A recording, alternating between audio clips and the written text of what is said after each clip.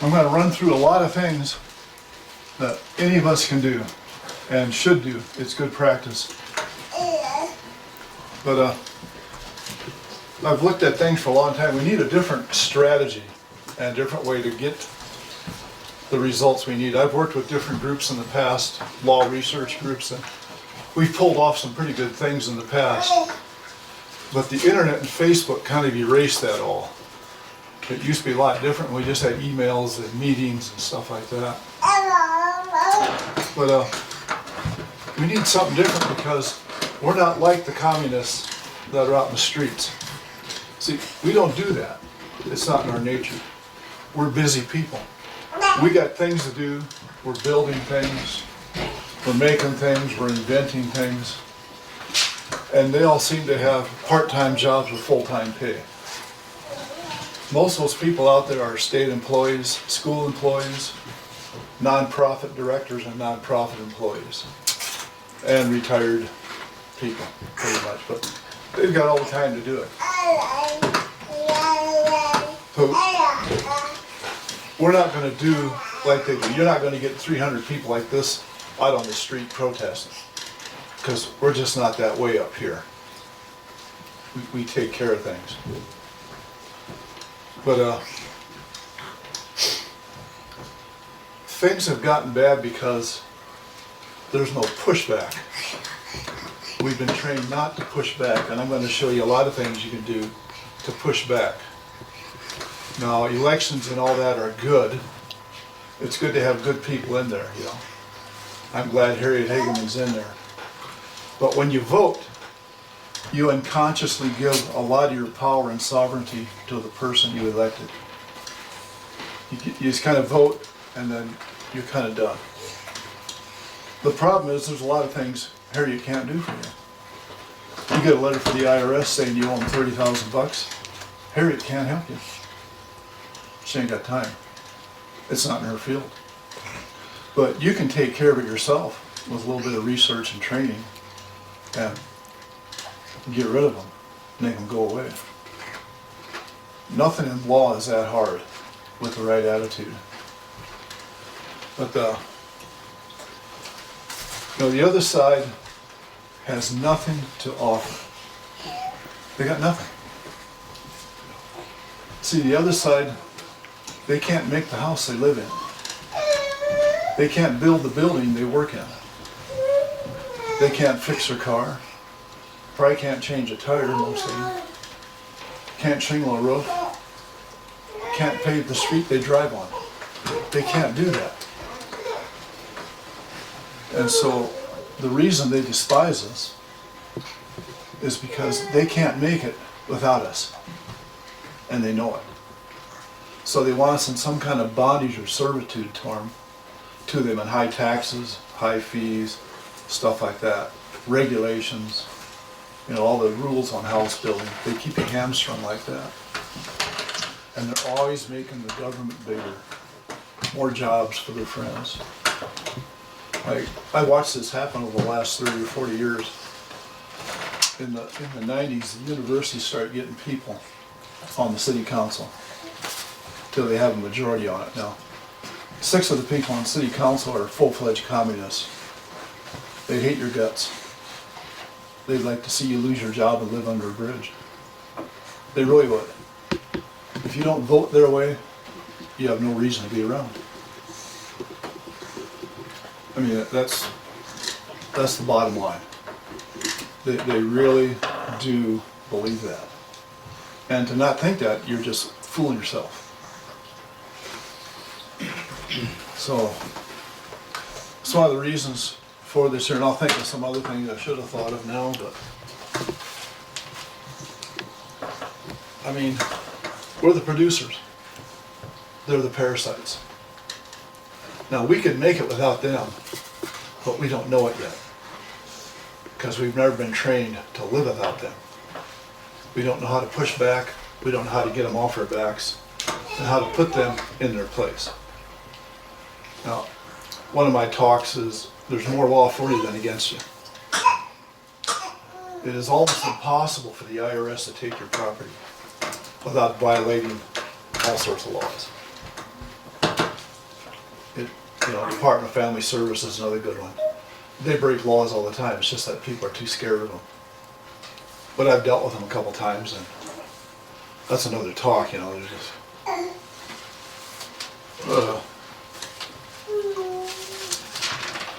We're the kind of people, we just want to work and be left alone.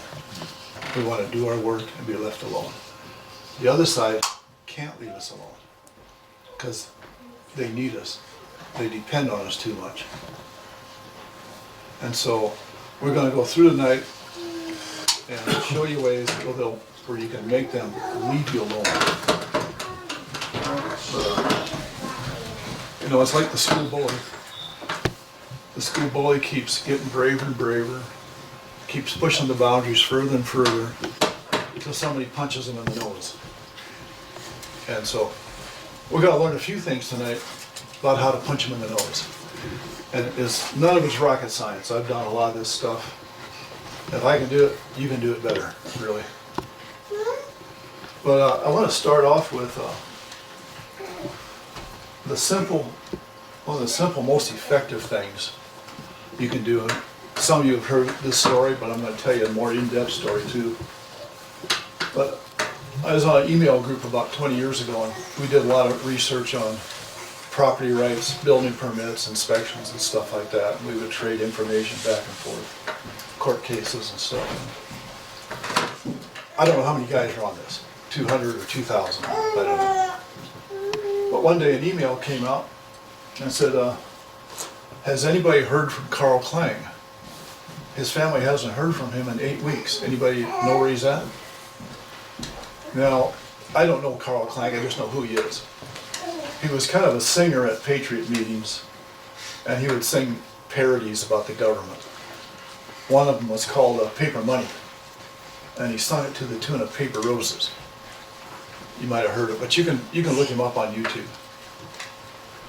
And so nobody knew where Carl was, so a couple of the guys had access to arrest records, so they checked him out. Carl was in the Sheridan County Jail up in Sheridan.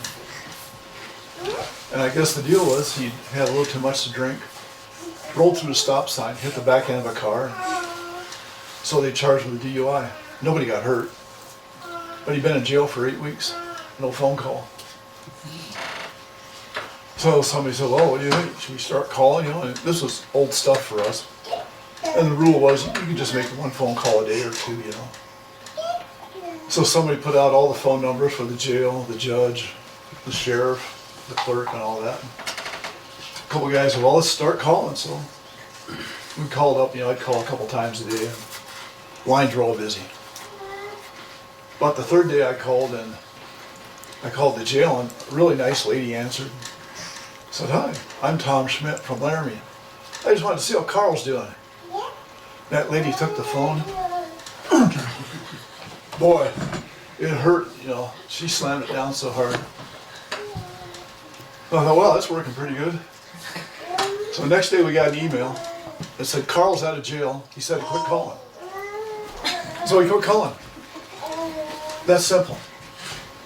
Now, take a look at what we did there. We popped a guy out of jail.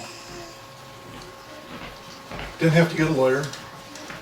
No arraignment, no hearing, no discovery. They just grabbed him and threw him out of jail. That was it. It's the overwhelming power of people. You get, I don't know if there's 200 guys on that chain or 2,000. It might have been 20,000. I don't know. Because the phones were always busy. They couldn't use their phones. So, and not much you can do to stop it. I'm just exercising my First Amendment right. We had another more serious one a few years later.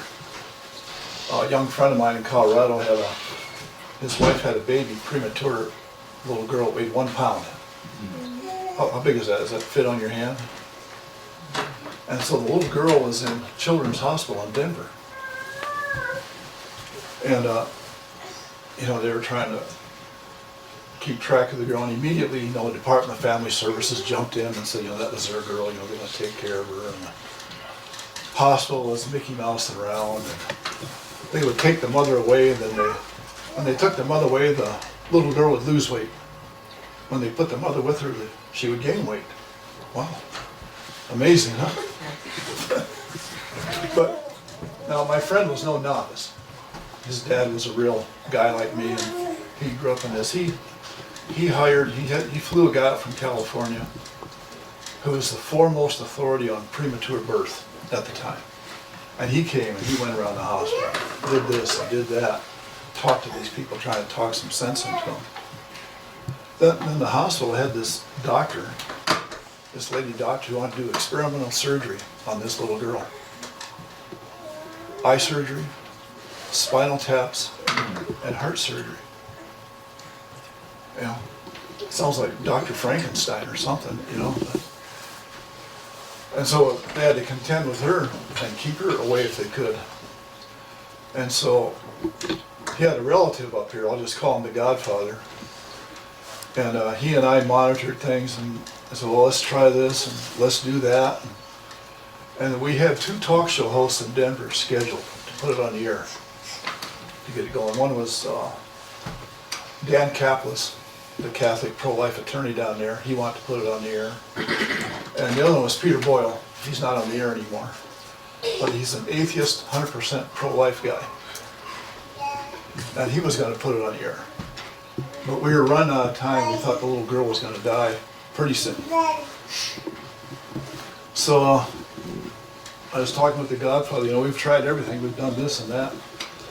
It's just down to see who's got the most horsepower. So the Godfather had access to a worldwide radio audience. And he gave them all the phone numbers to call, the doctor, Department of Family Services, the hospital, and turned them loose. And so we closed Children's Hospital down for 2 days. I called a few times and it was always busy. And I guess that doctor got calls from guys in Iceland and Greenland and Malaysia, Japan, you know, all over the world. There might have been 30,000, 40,000 people. So the judge had held an emergency hearing to settle this and get it on track again. So all the players went to the courtroom, my young friend, the Godfather, the hospital, the doctor, and Department of Family Services. The judge got them all in there and he told Department of Family Services, you have no legal claim on this child. You're done. Get out. And they packed up and got out of the courtroom. And he told the hospital that they would care for this baby until it was well enough to go home with the parents. And they would foot the bill. And told the doctor to stay away. That lady doctor had 3 bodyguards with her, I guess. She was so fearful. And so they left the room. Then he told my young friend, now you need to stop the phone calls. Now this guy, he had his head on, right?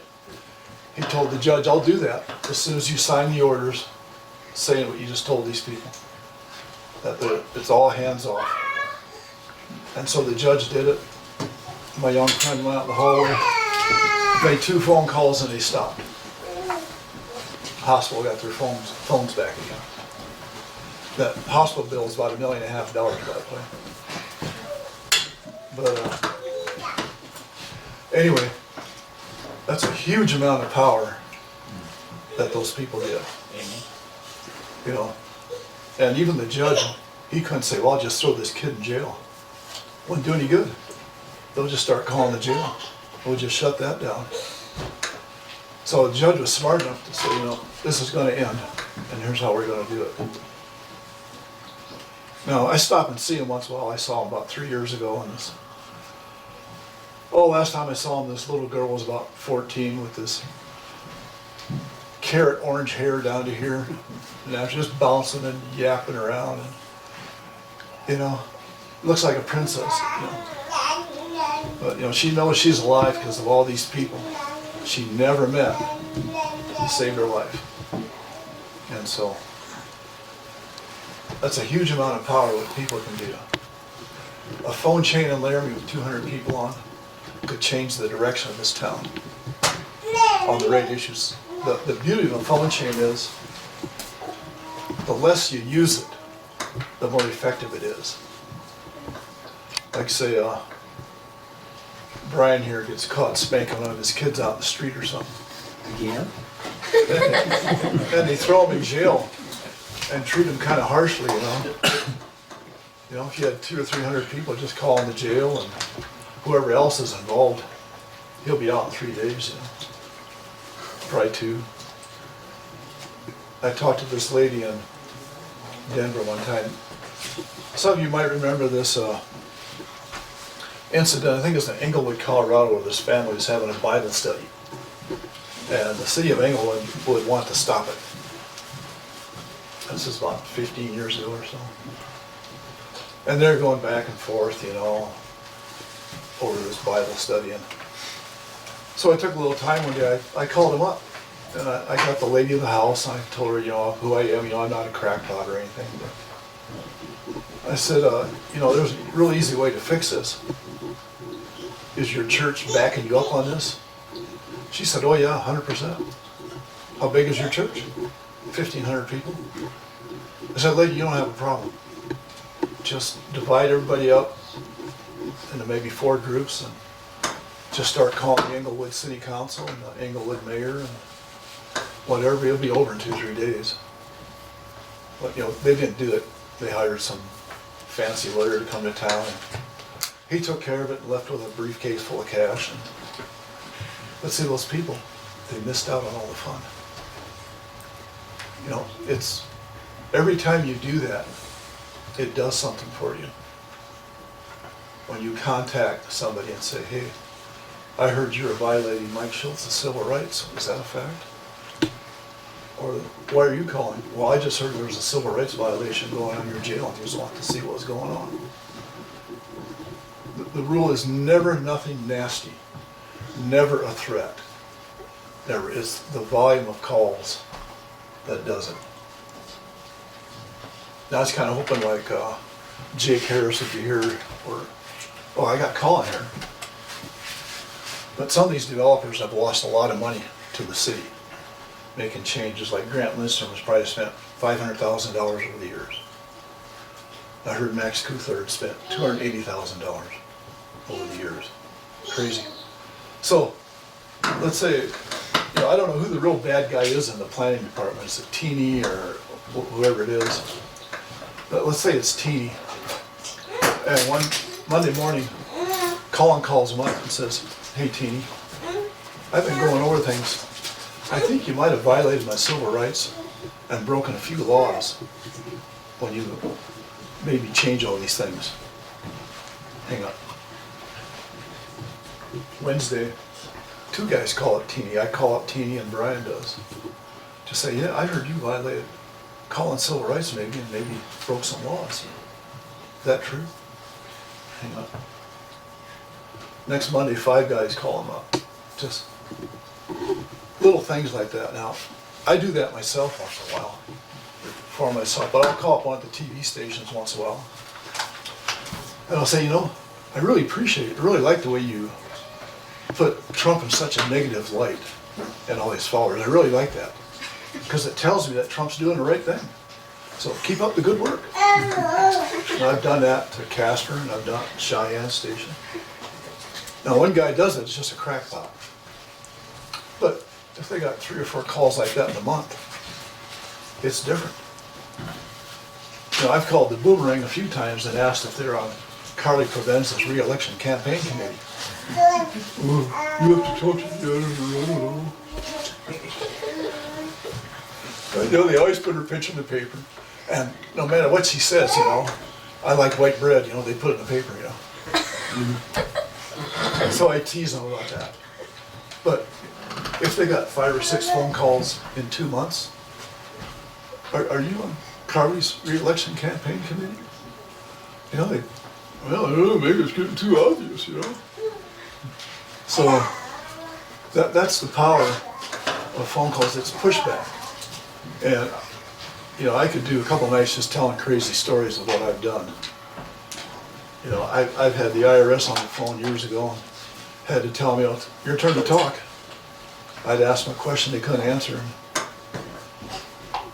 20 seconds of silence on the phone at the IRS is, you could have built Rome in that time, you know. I finally told you, hey, it's your turn to talk. But you know, you can do it. If I can do it, anybody can do this stuff. You really can. And not that you have to do it, but if you need to do it, it's not hard to learn how. So that's kind of the funny stories on phone chains, but you know, a medium-sized church with a good phone chain could change the direction of Laramie. Really. You got some of these churches with 1,000 people in them. If you get 200 on phone chain or 300, it would change the direction of Laramie just on a different issue. If they went after somebody and you went after them back, they're going to go, well, you think Mike Schultz is in that group? You know, should we risk it on him, you know, or Bob Corliss, you know, should we go after him? You know, you think he's part of that group? Think they'd do it for him? See, they don't know. It's what they do to us. See, they keep us in suspense over different things, you know. The new building code, or are you going to pass the next inspection, you know, stuff like that. And of course, it never costs less to pass it. Everything is new and improved. So anyway, that's one aspect. But a good phone chain, like there's, what, 15 people here? Like say we all got 3 or 4 people to sign on to a good phone chain. That'd be a great start, you know, 60 people on a phone chain. You know, that might settle Laramie. You know, I don't know. But you've got to do some things to change this town. Because it's not going in a good direction. I mean, the school board's got 2 groomers on it, and at least 1 lesbian. That was never possible 30, 40 years ago. I remember when the city council was architects, builders, developers, and engineers. And now we got 6 university communists on there. And, you know, they got elected, and they ran over their head. They never realized it would be like this. And believe me, when you talk to them, these people are soft. I mean, they make a marshmallow look hard. I got a recording on my phone. I could play it sometime with the mayor and Melanie Vigil. Yeah, it's pathetic, you know. It's about 5 minutes long, but. And I just told him, you know, I'm just telling you all this because you got all these crazy ordinances that are really not constitutional. And the right guy's going to put you in jail. I'm just trying to help you out here. But man, these people are soft. They're really soft. They've never done anything hard. They've never pulled a transmission out, you know. You know, they've never laid under a truck and pulled the pan off, you know. They don't do that stuff. They hire you to do it. And I think you charge too much, you know. But the next thing I got here are Public Records Act requests. And I've done a few of these in the city just for fun, you know. I did one on the city about 3 years ago. I sent in one and I asked them, I want to know how many bank accounts the city of Laramie has, how much is in each one, who's the signer on them, if they had any foreign bank accounts, if they had bank accounts overseas and who the signer was, stuff like that, you know. They didn't give me any answers on that. But back in the 80s and 90s, it wasn't unusual for some cities to have bank accounts in China, your bigger ones. I don't know why they're there, but anyway, this is a Public Records Act request, and you can ask for information from the city if you want. The form is there. It's even online for you. You used to have to make up your own, but I did one on who is this? Nancy Bartholomew, Laramie City Clerk. I did a public records act request on her, and I just wanted a photocopy of her surety bond, her oath of office, and a few other things. And we'll get into the surety bonds later. But I did get her oath of office, a certified copy of it. But see, these people, they don't have an oath of office. See, here's her oath of office. It's wet ink. It's not a copy. She never had one before. And I've done that. I did one on the county assessor quite a while back on and I did on one of the judges. I think it's Copenhagen. He was there. It's just a wet ink signature. They just quick, make one out. It's all in blue ink or something like that. It's not a copy. And we'll get in a little bit about that later, why oaths of office are important. You can ask for an oath of office on any judge or any elected official. But I've got a video here.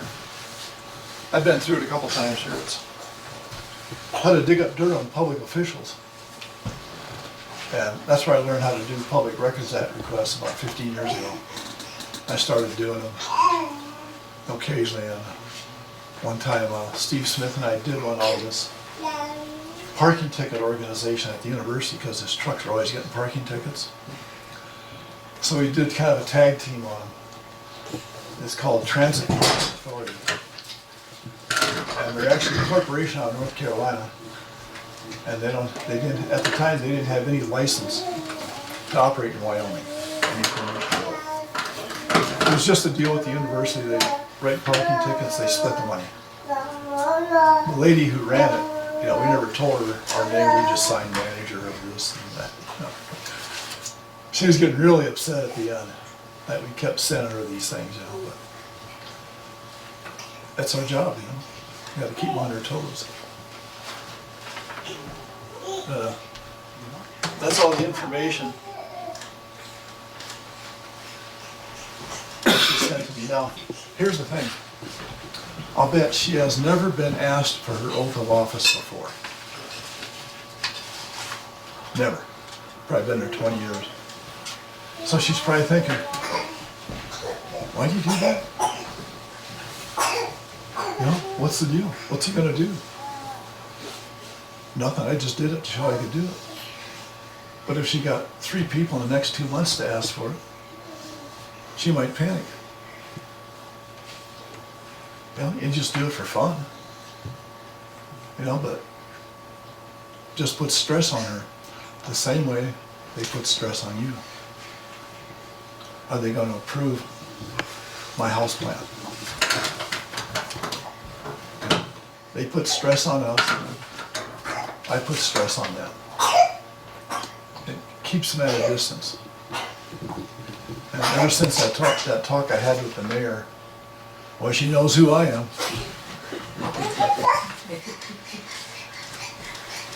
But it's well worth your time to take these people and talk to them. Ask them the tough questions. But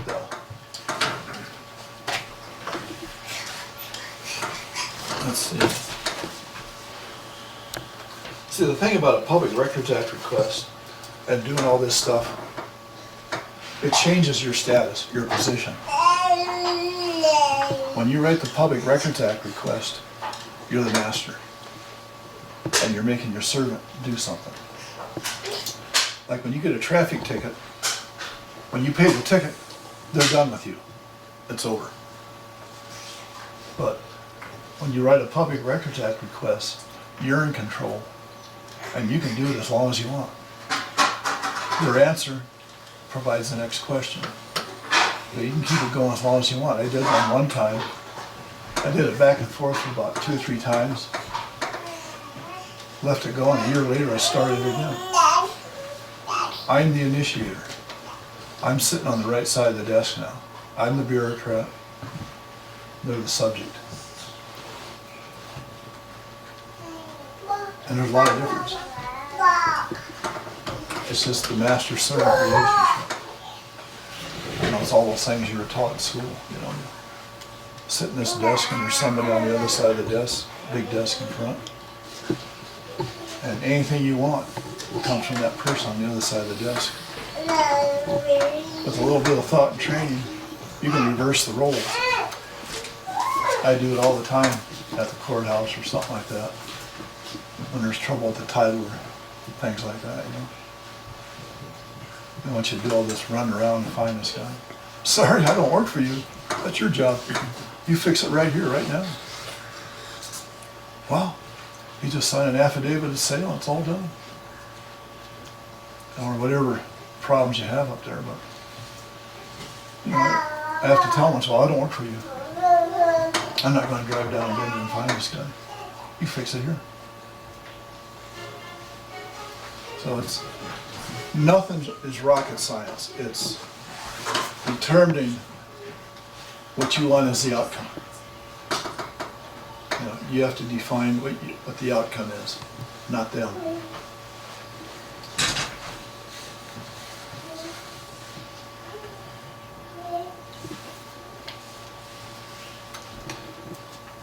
You know, it's my theory.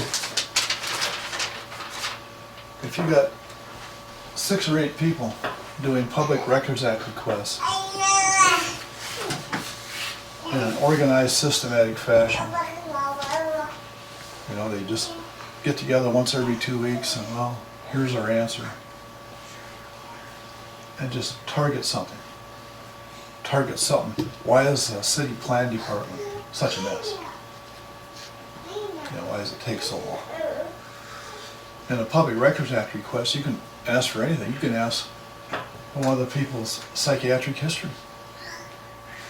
All sorts of things. Was he ever a wife beater? So, it's putting you in the driver's seat. But I think 6 to 8 people just doing a loose system of Public Records Act requests would change the direction of Laramie also. I think you would see people eventually selling their house and leaving town. I think they're that effective. They could be. If you got a group of people that will carry on for the long haul. If you want to see Laramie changed, I think you could do that. Just simple Public Records Act requests. And, you know, this video has a lot of good information. And of course this guy is from California, where everything's so much worse. You know, they did some records requests. They found a judge in California who bought a courthouse for $5. And he was getting a percentage of all the money going through there. They found IRS agents running non-profit groups and taking the money. You know, they were false non-profit groups. Would take contributions and stuff and keep the money, you know. But there's a lot of good research that a person can do, you know. If anybody wants to, we could do a night just watching all those videos. It gives you a good idea of things you can do, questions to ask.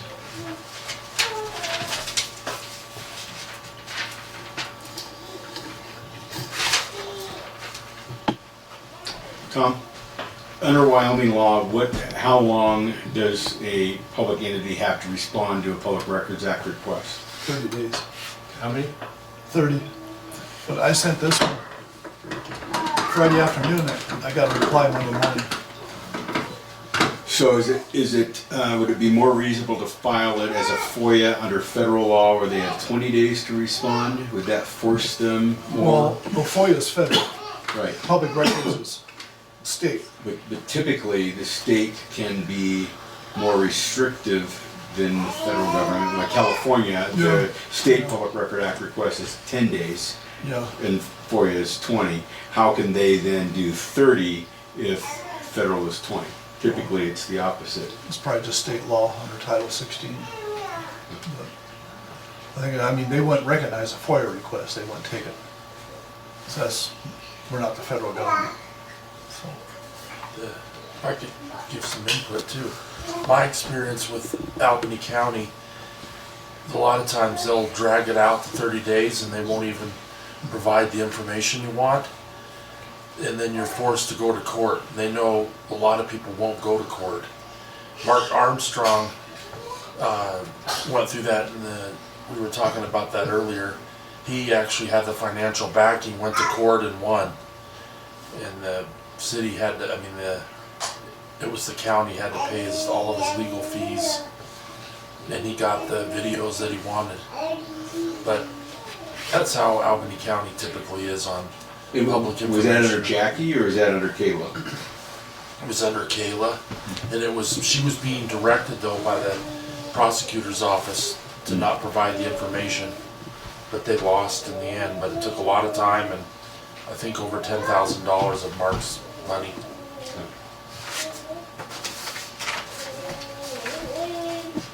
I think the next thing on the list is, I recommend people, instead of, they have a problem with something, instead of going out and hiring a lawyer right away, go out and hire a good PI from out of town. You can probably do a lot more with less money. Now, years ago, see, if you hire a lawyer, all the information he gathers, he has to share with the other lawyer. If you hire a PI, all the information he gets belongs to you. You get to keep it all. Now, 3 years ago, Steve Smith and I were going to talk to this PI in Denver and see what he could do for 10,000 cash. If he could get rid of 1 or 2 people in Laramie for 10 grand. Now, and we were going to find 10 guys, give us each $1,000, we go down there and tell them who to get rid of. But as we were getting ready to go down there, he had a stroke. And so it never got done. We never found anybody in his capacity that could do his I think he's on the books yet.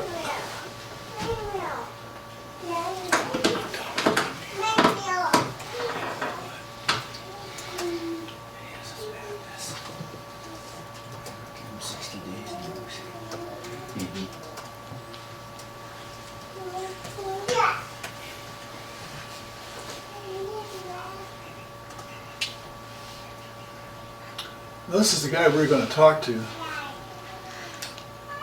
He looks like a bad guy, but he's a heavy duty. You know, I talked to him a couple times on the phone, and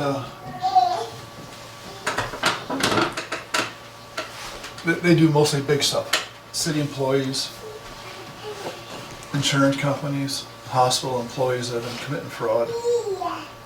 It's big stuff that he does. Yeah, but we never made the connection with him. And when I call his number, he doesn't answer anymore. So I thought about looking for a couple more in the Denver area or Fort Collins. And it's got a real chilling effect. If you got a PI who's got enough dirt on somebody to make him leave town, everybody else gets in line. Or maybe a couple other people that leave town too. You know, like if somebody had enough dirt on Janine Jordan, she had to leave town, it would settle everybody else in town down. Nobody wants that to happen to them. Years ago, Tim Hale went after this police chief we had in town. I can't remember his name, but anyway, the police chief, I don't know, countersued Tim, and we went to the trial. A bunch of us went out there, and Tim had a lawyer that was doing it pro bono. And the police chief decided to represent himself, and he looked pretty bad. I left at noon. The case went on to about 2, but he lost pretty bad. And so he left town.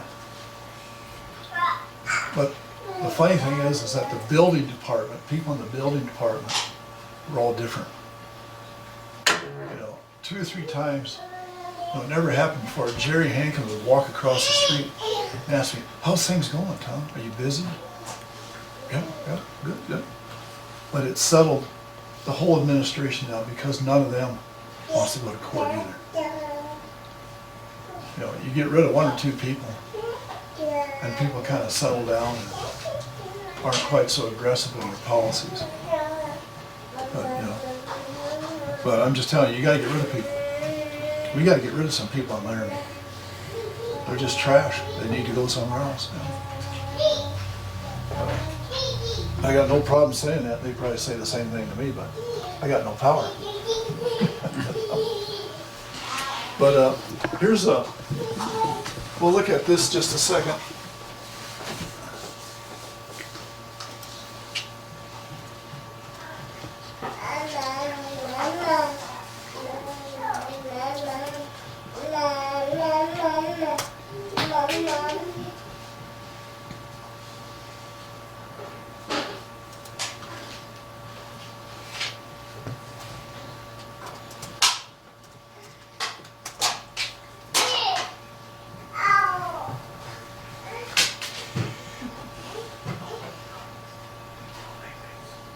Now this is the PI guy.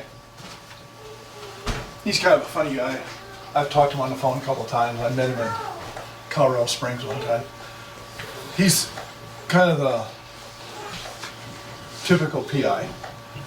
Chases men and women around, sees they're doing affairs and stuff like that, But he's got some pretty good websites that are pretty helpful. I don't know if I can find one here.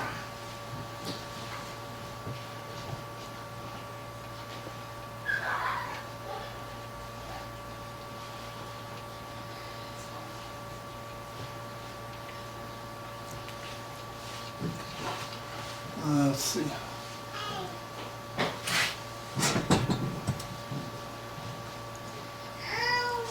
If you look around on him, this might be one of them. What's his name, Tom? John Morris. The PI guy. Morris. I'm not sure. He's got a name here somewhere. He's in Greeley. But here he has a list of free websites that you can use to check on things, check on people. You think somebody's a bad guy, you go on these websites, and they're all free. He's got a list of free ones. And, you want to check out somebody that's giving you a hard time, you should do it. It's just good practice. But I should put on the captions there.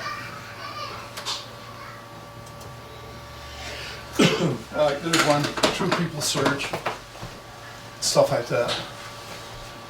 I use them off and on. I do insurance work, insurance adjusting. You wouldn't believe how many people don't put down the phone number when they file a claim.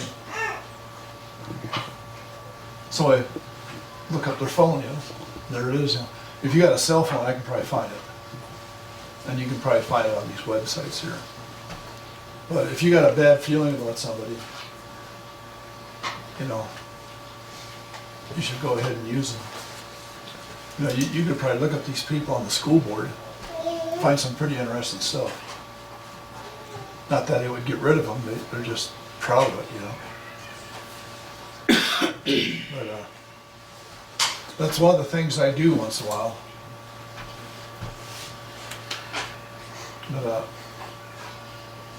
But I would, a big case, I would hire a PI before I hired an attorney. The PI can tell you if you got a real case or not, probably, if it'll work. I talked to this PI.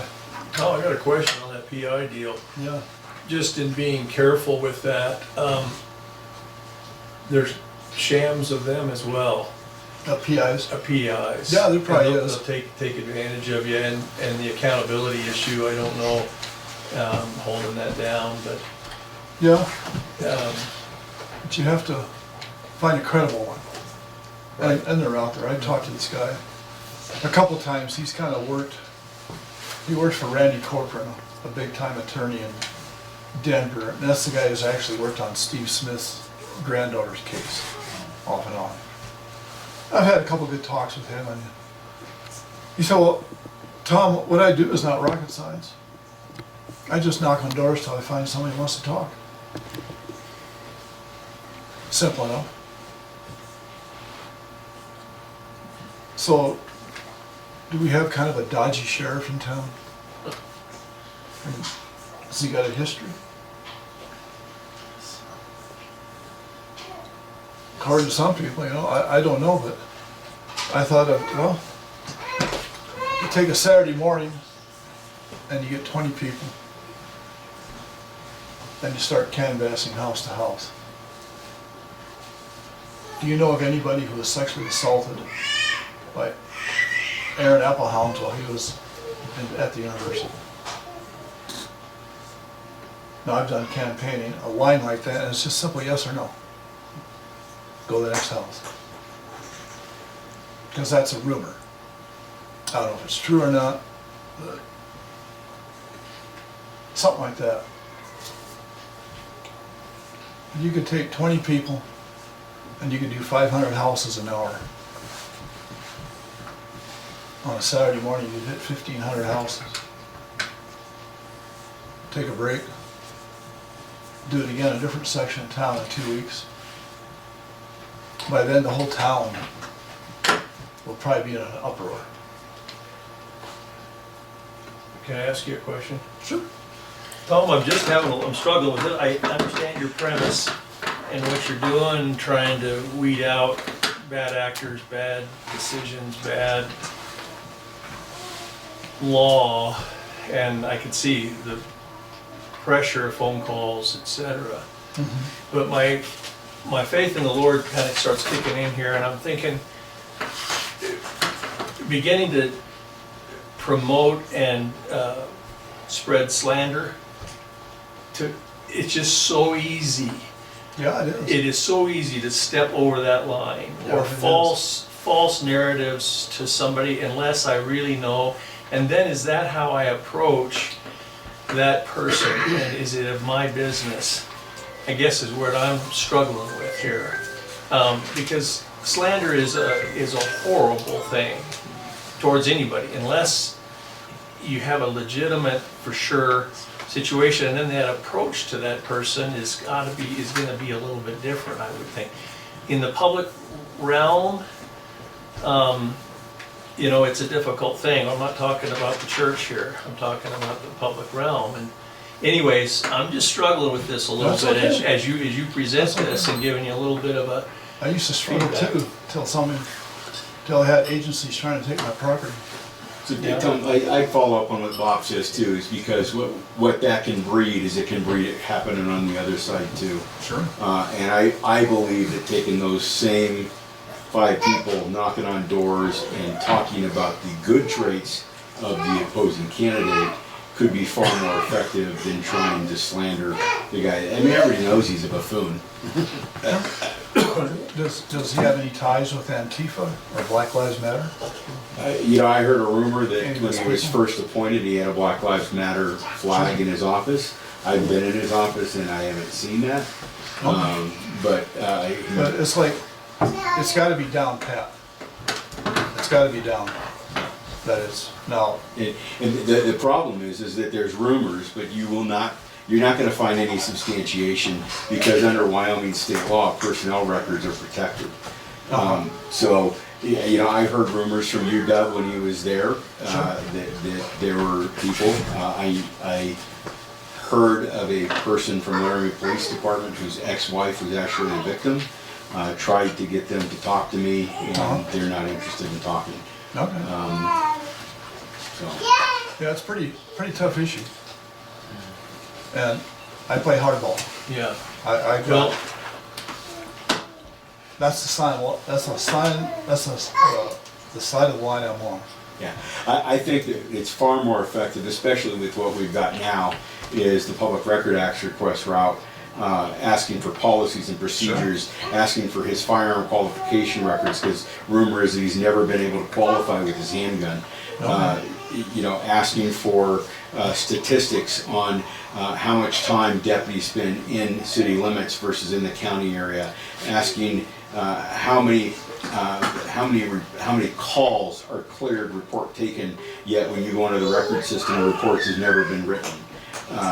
those kinds of things, that you have solid, tangible evidence to present to the public. 'Cause, apparently there's no policies or procedures. I have a copy of a memo from when he was first appointed, abolishing all policies and procedures from prior administrations, and they're telling me that they've never gone back and gotten new policies and procedures. That's stuff that would be tangible, that we could show the public how he's inept in the role that he's in. What I'm pointing out here is a possibility. Right. You had a real thing, and in 2 weeks, let's say you had a real bad player in town, and nobody wants to get rid of him. In 2 weekends, you'd have contacted 3,000 houses. The bad guy has to be lucky every time you knock on the door. You only have to be lucky once. If you find somebody that wants to talk, you only have to be lucky once. But that's what they use on us. That's what they do when you're being investigated by somebody. Stuff like that. Now, my brother had the Secret Service after him one time. It's a long, funny story, really, but we made him run away.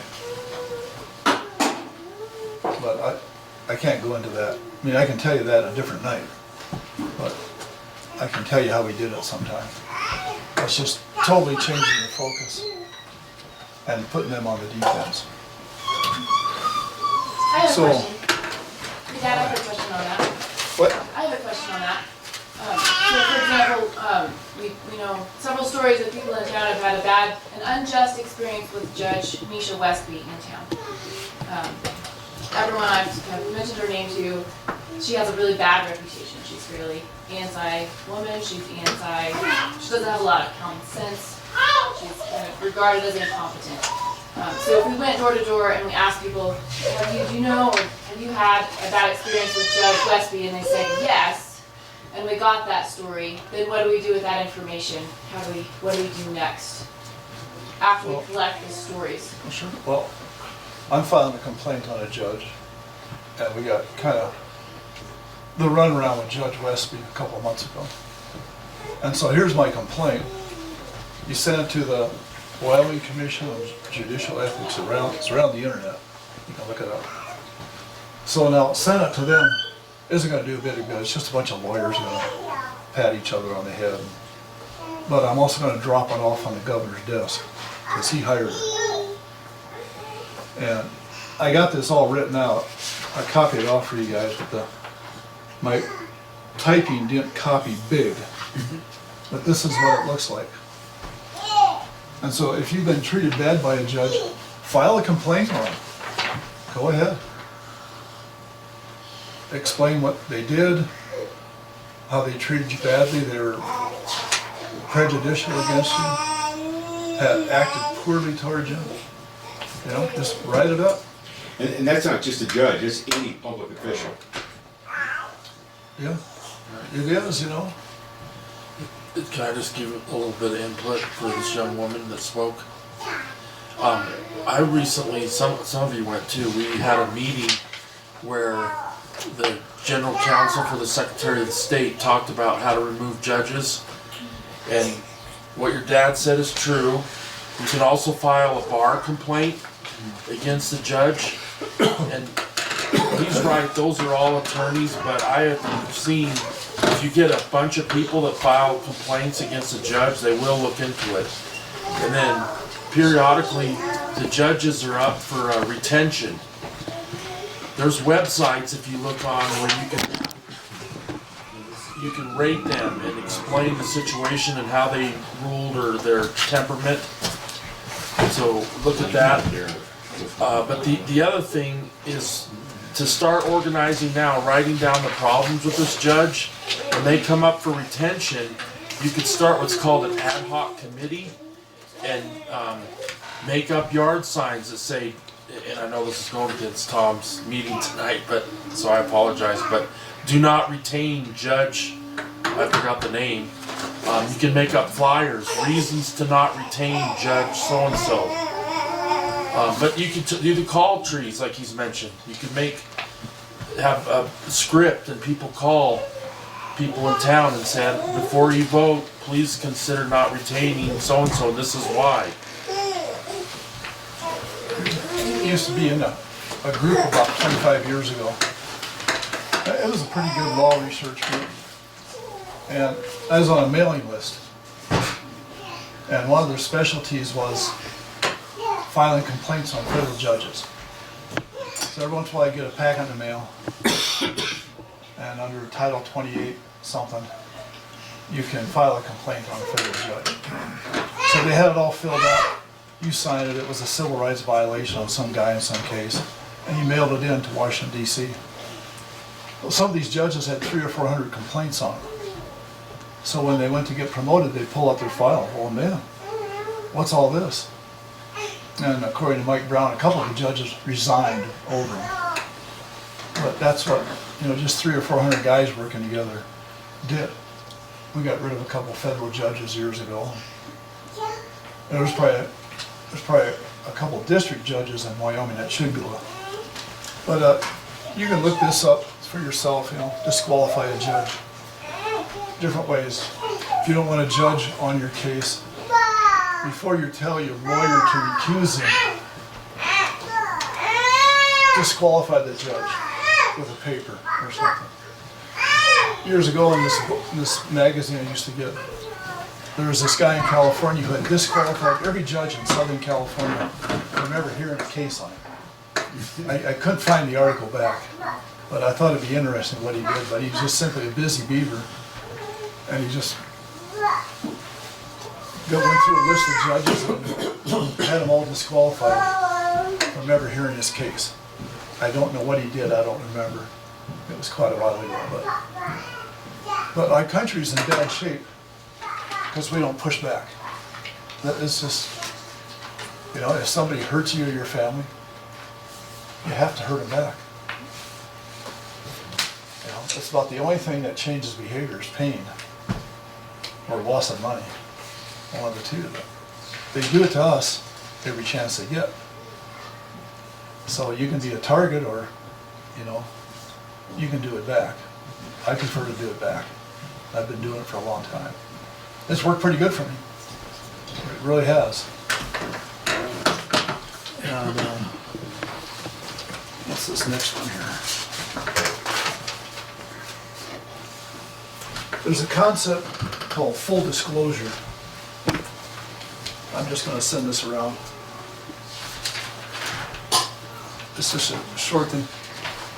If I were a building contractor, a developer, or owned rental companies, I would demand full disclosure from the building department, from the city council, whatever. Anybody here in real estate? Okay, yeah. What's full disclosure mean on a real estate contract, Brian? If you have, it all depends on if you have an agency with the buyer or seller, but if you do, then anything that's pertinent to the purchase or sale of the property has to be disclosed Yep. to that party, so. Including like a death on the property, something like that, right? No. No? Deaths, suicides, that kind of thing don't have to be disclosed. It also, part of that is Wyoming's a non-disclosure state, but we don't have to disclose deaths. Let's say you get a plat for a development or something like that. And you get the usual runaround. So you do a Public Records Act request and you demand full disclosure on this agreement with the city. You want full disclosure on every city council meeting where it was talked about. Who voted on it, what their authority and law is, if it had violated any Supreme Court decisions, what authority they started with. Like, we have these international building codes. They're not law, they're just recommendations, and these cities adopt them as law. They put them in the ordinances, but they don't actually enact them as law. There's a difference. The legislature enacts a statute. It's different. And the city council can adopt a code and they enforce it. They just call it prima facie law, but it would probably never stand up in a hard constitutional case. But this full disclosure, you know, if I own rental properties and they want me to sign that agreement to register, I would demand full disclosure on everything that they have that pertains to that agreement. Where it originated, every city council meeting, every vote, every discussion, you know, they might have to give you a pile of paper that thick. And then, if you want to, you can go through it and find all the violations in there, the contradictions, you know, the unlawful method that they came up with their conclusions. You know, this rental property thing is, I've had these discussions with some of the councilmen at these short meetings on the odd Tuesday night. And I brought up there, let's say I got 100 apartments, so I gotta pay you guys $2,000. When I pay the city for water, I get water. When I pay the city for garbage pickup, I get garbage pickup. When I give the city $2,000, what do I get back? What am I getting back? Nothing. That's called unjust enrichment. When you get paid for something, but you don't have anything to give back, and you do it under color of law. So if I was a rental owner, I would demand full disclosure on all this. You know, make them work, make them pay for it. The reason you have that rental thing, because there never was any pushback. There never really was any real opposition that hurt them. There was just a lot of rhetoric, meetings, people shouting, getting mad. Doesn't do any good. You can do Public Records Act requests, and that's what's your intent on this. Once you start doing it, you come up with all sorts of things you can ask him. But I would, like Grant Lindstrom and those guys, they should demand full disclosure when they're applying for a permit to do development. You want to know everything that could happen, everything, every other agreement they have. You know? They might have to give you a stack of papers that thick. How did they come up with this? Who's responsible for it? What authority backs it up? You know? Most authority in this country is just made up, it's fictional. And it works because we were trained to go along with it in school. Fill out this piece of paper and sign it. You ever ask about it? What's this mean? But we've been trained to do that since we were little kids. That's the whole purpose of the public school system, is to train a bunch of people like that. Yeah. And so, it's the pushback. You know, you don't have to do all this stuff and not be allowed to ask questions. You are allowed to ask questions, and you should demand answers. But you know, I'm not in that arena, but if I were, I would look into that. I would look into this full disclosure. There's a good article on this group that I get information from, but I couldn't download that section on demanding full disclosure. It said it wasn't a high enough paid member or something. I was just in the junior grade, I guess. If I ever can get it downloaded, I'll copy it off. But it would be a good article.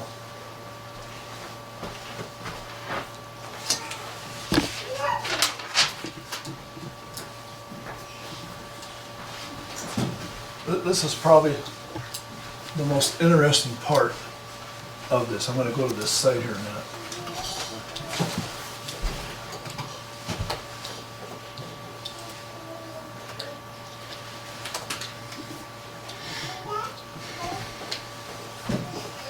Now, a lot of public officials carry surety bonds. You know, it's I have this one insurance license I have to buy a surety bond on every 2 years. Most of your public officials carry a surety bond, especially people who handle money. County treasurer, sheriff, you know. What I didn't realize is that school superintendents also have a bond. Now, this site was set up when COVID came out because these mothers got tired of having to put masks on their kids and send them to school. So they discovered that the school superintendent carries a surety bond. So they did a Public Records Act request demanding a copy of his surety bond and the number and the surety bond company. That's what you have to do. You have to do a Public Records Act request, and they have to tell you what their surety bond company is and what their number is. When these ladies started doing that, these school superintendents dropped the mask. Because, you know, if you filed a claim on him for 100 grand and the insurance company thought it was good, it's a 10% deductible on most of these surety bonds. And so, this is a website, if you got trouble with the school system, you got trouble with the school superintendent, they walk you through it, step by step. I mean, here's a,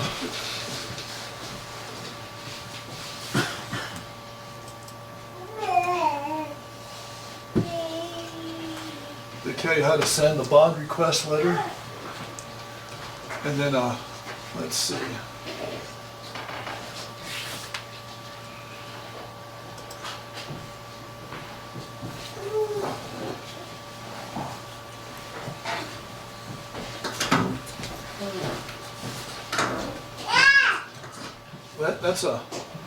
That's a video, they walk you through it.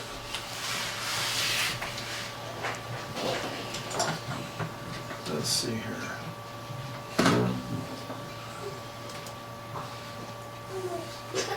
Now here's Wyoming, and here it is. You don't need to write all that stuff that they put in, you just need to ask a few things. Keep it short, don't boilerplate somebody else's stuff. But if the superintendent has wronged you, if the school district has wronged you, you can file a claim on their surety bond through a Public Records Act request. I did the same thing with this one on Nancy Hamilton. You know, I asked for a surety bond here. She said she doesn't carry one. And then the authorities are different now. For the school superintendent, the authorities in Title 21, and they point that out, it's right there, 21.3.110. That's what it is. But you can just go to this website and double check it in the Wyoming statutes.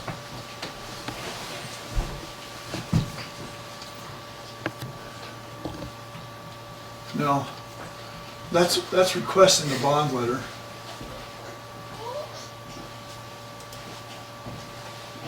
And here's the filing the claim, if you get that far.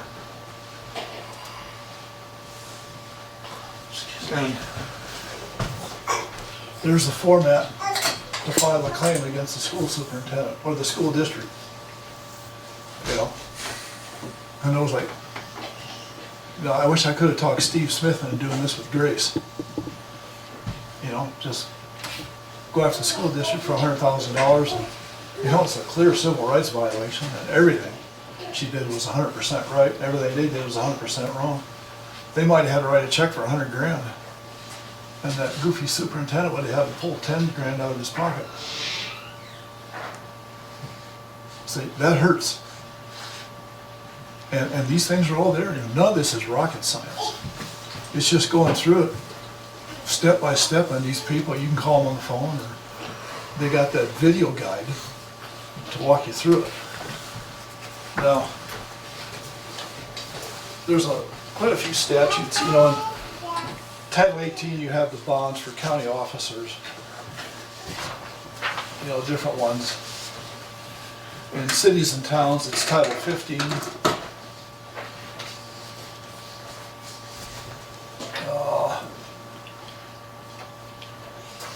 But you know, I can pass these around. You can look at them. But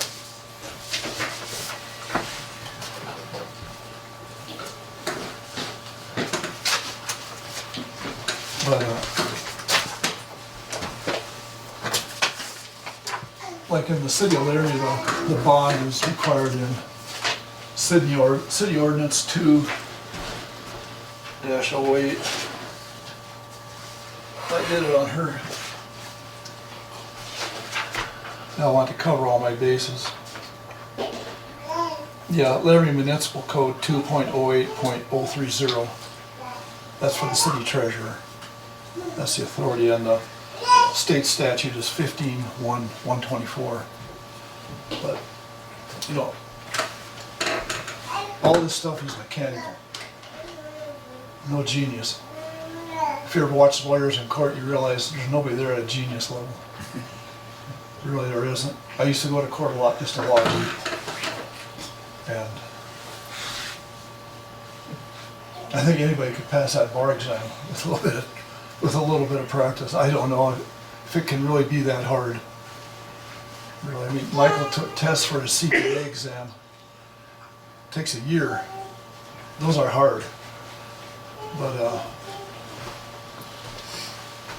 I think this is the last thing I want to talk about. Are the only people that are required to have surety bonds elected officials? No, Okay, the school superintendent isn't elected. right. Notaries in Wyoming, if you're a notary, you have to be bonded. Okay.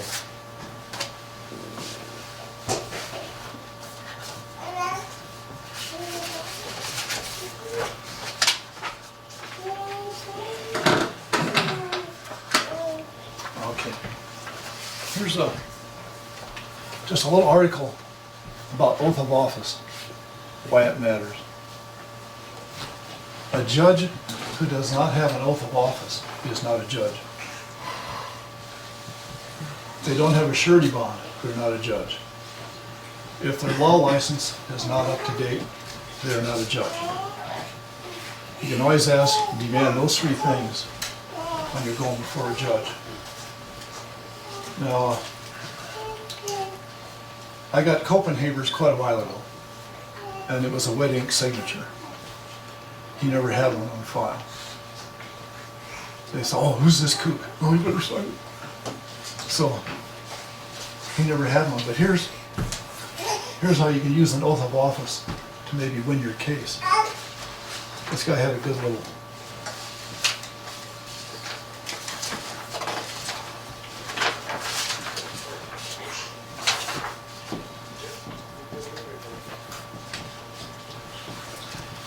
Let them know you're happy to proceed with a matter they have raised, arrest, ticket, pay a tax, and tell them that you will accept their oath of office and will proceed if they provide evidence of their valid oath of office that was in place at the time of their first action against you.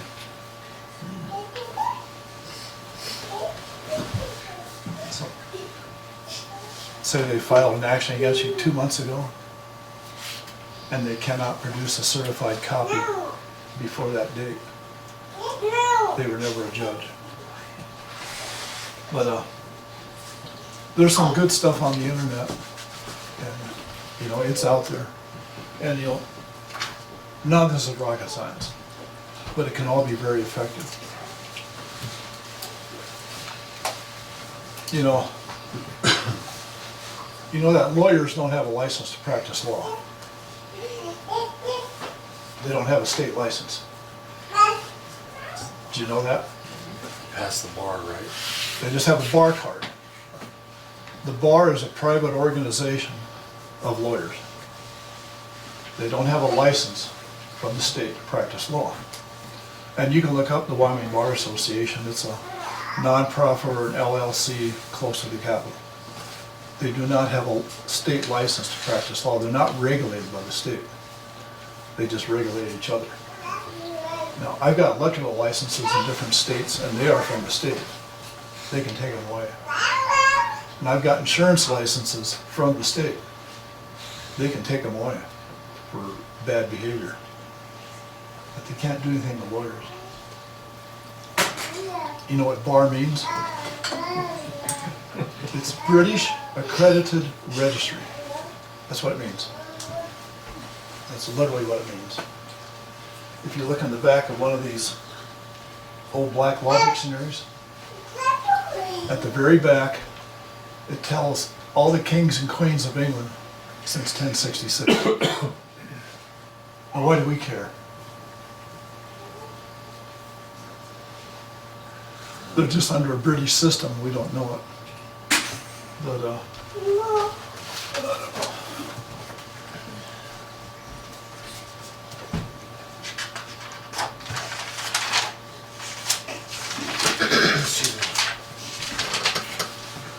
Table of British regional years. Starts with William the Conqueror in 1066. Before he was the conqueror, he was William the Bastard. So he had to conquer England and change his name, you know. So, but the backs of these law dictionaries have all the kings and queens of England. But there's a lot of funny things going on. But the last topic are the Psalms. You know what the Psalms are? Everybody know what the Psalms are? In the Bible? Yeah. Yes. Okay. Do you know what the imprecatory Psalms are? No. Okay. You don't know about them because your pastors never told about it. And they didn't tell him about them in seminary because they really don't want your pastor to win successfully in the world. Now, the imprecatory Psalms, you can look them up on the internet. There's about 30 of them. Can you spell that first word as imprecatory, you said? Imprecatory. Can you spell that? No. I guess as good as mine. Spell check will get it. But the imprecatory Psalms are the Psalms that you're to pray or to read when you want God to haul out the garbage. They're for God's enemies, not yours particularly, but you're to pray for God to get rid of his enemies where you live, your town, your county, your state. You know, you can pray these, and he can do it. He wants you to. You can read about them in different books, but they're called the imprecatory Psalms. And they're what people should pray when your nation is bad, when your city is bad, and you can do it. It might be better than a phone chain. But if you have a group of prayer warriors in your church that would want to do that, we got nothing to lose. Nothing. And our hands are clean. I read a story in one of my books there about this small church group in England in the 1950s. And they got some good information about the terrible things Stalin did in Russia. Now, in 1953, it was hard to get any really good information out of there. So they must have known the ambassador or a diplomat. And you know, Stalin was a horrifying creature. And so these people started praying for God to clean it up or to take care of it. 2 weeks later, he died. Good enough for me. Should have done it 30 years earlier. 100 million people have lived here. But I read another story about this guy in California who would go from town to downtown trying to get people to move politically in the right direction. And one of the things he would do is that they would begin with praying the imprecatory Psalms wherever he went. I guess there are quite some good results now. I called the guy up, this was back in the 80s. He had passed away by then, but I talked to his wife for a little bit. And she said, yeah, it was remarkable. They would do this, they would pray the Psalms for some time, and people would leave town, people would resign, people would die, bad actors. And it was just God taking out the garbage. And I think it's a real valid thing. It's what to do. It's pretty harmless. You know, you let God do the work, you know, just ask him to. But you know, any group in a church could start this. And we got nothing to lose. Maybe something good will happen out of it, but you know, they're for God's enemies, not yours. Which probably pretty close to ours, but you know, that's really all I had, and I kept you here quite a while. But none of this is rocket science. You've seen that. It's just, well, the forms are there. You can fill them out. You can file a complaint on a judge and send it to the the Commission on Judicial Ethics, and I would drive it over and give it to the governor's staff. Always go to the boss. Go to the boss, you know. If you had a complaint against me for doing electrical work, you go to call AC Electric and tell Lance. You know, you're going to call the state. You know, they're in a position to do something. So it's, do the top guy. If you got a really valid complaint on a city official, write a letter to all the city council and the city manager. You know, go to his bosses. Everybody answers to somebody. Even the governor, he answers to the insurance companies, as does every city and county. They carry the bonding. You know, if the sheriff makes too many bad arrests, the bonding company will come over and say, you know, we're gonna drop you from a B to a C. You know? But that's, go to the top. But I believe it's important to push back. If you're injured, push back. Don't whine and complain about it. Take a real valid action. And it's out there on the net. Now, don't do everything that I would do. I'm not asking you to do that, but everybody can do something in this room that they're comfortable with. Everybody can. Nothing's that hard, is it? You could do it, can't you? I think, yeah. Yeah. So yeah. But there's something for everybody. You know, and the thing about it is, when you do a PRA, when you do a judicial complaint and send it in, you know, I've dealt with a lot of different people. It changes you, makes you a better person, makes you more confident. If you avoid conflict all your life, you're just kind of a chump. But if you engage in it and win once in a while, it feels pretty good.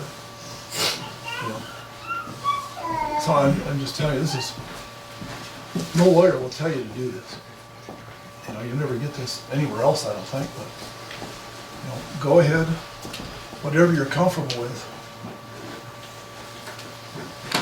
go ahead and try it. Go ahead and do it. And you just, it's like, you know, I write letters to the editor. It's always a good feeling to get it in. You know, so. But that's really it. I don't want to talk anymore. You heard me long enough. On your last point with the prayer, an interesting thing with the building administration in Laramie is they're all Christians. And so, but they make me mad every single day, so it's hard to, I mean, I brought that up with a couple of them, like, you guys are supposed to be brothers in Christ, and here you are. I don't know, I think prayer would be good, but also just fellowship with them where maybe the disconnect between the work that they're doing to stall out building and make it hard and charge you more than you should, and talking to them about their faith, and hopefully they can connect with you.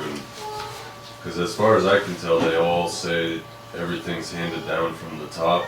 That's why they do all the international building code and stuff, but I always think they could at least put a wall up and say, no more, we don't want any more of that in our town, but they never do. They just let it flow right through to us.